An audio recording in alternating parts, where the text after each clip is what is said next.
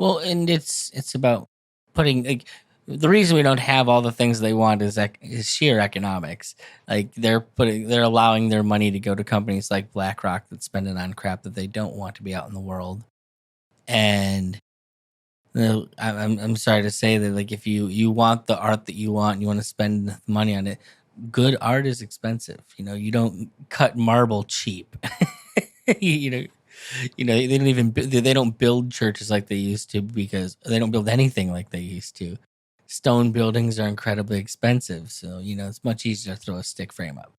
So it's this idea of like the beautiful permanent art that they're used to and they think of is from a time when people were willing to spend money on that. So until they start directing funds and like voting with their dollars, it's I'm sorry, it's the frustration to me, like, because I think of, like, they all day we listen to conservatives complain about, oh, ESG scores. I'm like, and every one of your retirement funds is backstopping everything BlackRock does. So until you decide to move your money out and put it somewhere else, they're your own worst enemy.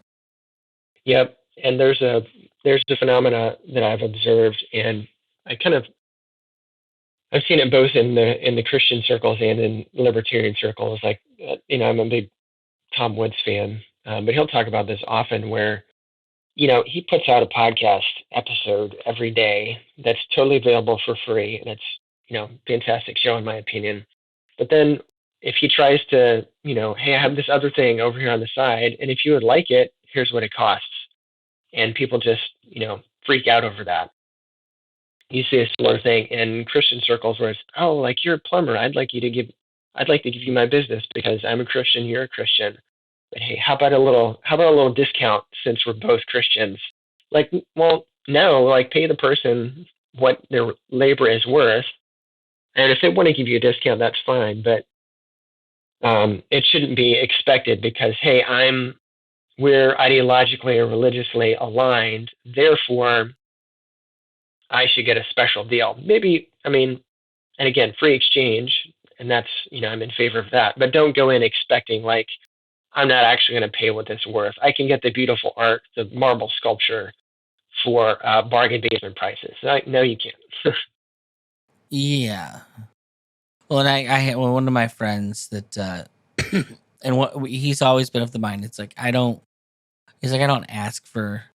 He's like, even if they offer it, I usually don't take it when someone offers me a discount, because these are my friends. I want them to be successful. I'm going to pay them what they're worth. I don't want to take advantage of these people.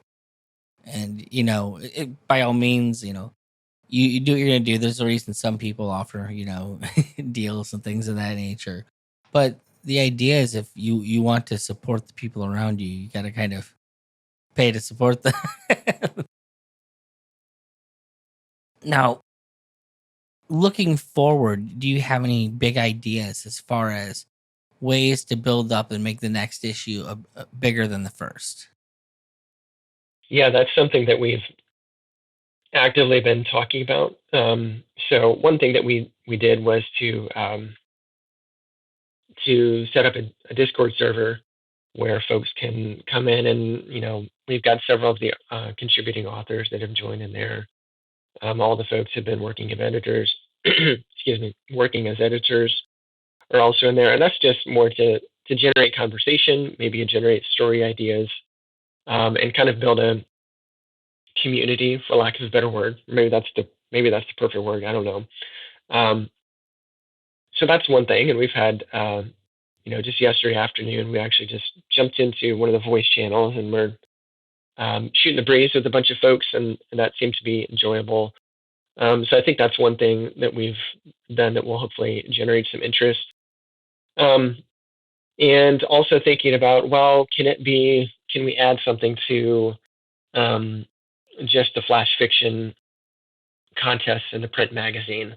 So there's an idea we're just kicking around in very preliminary stages, is having um, kind of alternate history might be the best word, but like developing a setting and then finding authors that we would love to work with and kind of inviting them to write a story within that setting. So think of something like I'm thinking of Larry Correa's, like, the Monster Hunter International anthologies. So he's kind of already built this world and say, hey, I like this author, I like this author. Hey, come and write within this setting and see what we Come can play in put my together. sandbox.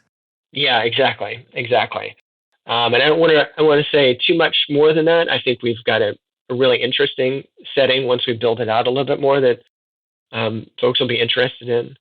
But like I said, that's kind of very preliminary. So, but that's something else we'd like to do, and that would be in addition to the the other print magazine. So, Yeah. not sure what if that'd be a magazine format or a book, something like that. Well, and I know like with Cursova, they've got like the magazine, but then they've got the outside editions of just kind of collections that they like to put out too. As we were talking in that episode, it's nice to have different things, different sources of income.